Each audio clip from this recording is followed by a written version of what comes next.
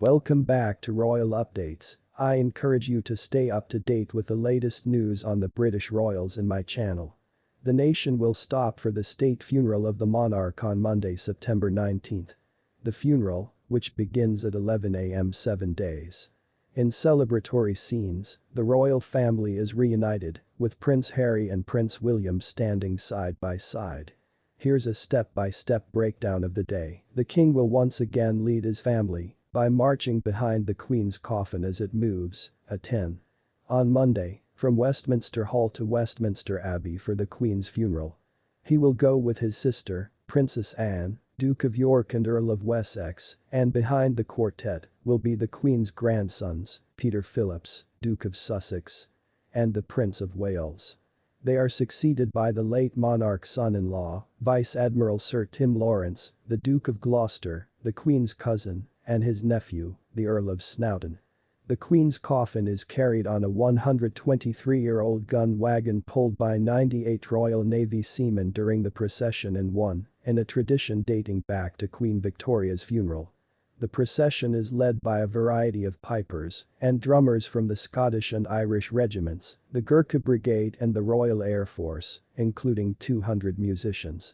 On the way to Westminster Abbey, the procession passes through Parliament Square, the Broad Sanctuary and the Sanctuary. The procession arrives at the West Gate of Westminster Abbey at 10:52 a.m. 11 a.m. and chaired by the Dean of Westminster. Around 2,000 people, including heads of state and foreign royalty, will gather at Westminster Abbey. The presentations will be read by Prime Minister Liz Truss and the Secretary-General of the Commonwealth, Hon Patricia Scotland KC, while prayers will be offered by the Archbishop of New York, the Cardinal Archbishop of Westminster, the moderator of the Church of Scotland General Assembly, and the moderator of Free Churches. The procession of coffins will proceed down the aisle to Catafalque, and the Dean of Windsor will lead the service. A choir sings during the service. Before the final anthem, the crown, orb and scepter of the imperial state are removed. Casket from a crown jeweler. They are then handed over to the Dean, who places them on the high altar. At the end of the closing hymn, the king applies the colour of the camp of the Queen's Grenadier Guards Company to the coffin. Lord Chamberlain will pluck his wand from his arm and place it on the coffin. The coffin is then lowered into the royal vault while a sovereign flute player plays a lament. The king and royal family will head to Windsor Castle for the Queen's funeral at the King George VI Memorial Chapel.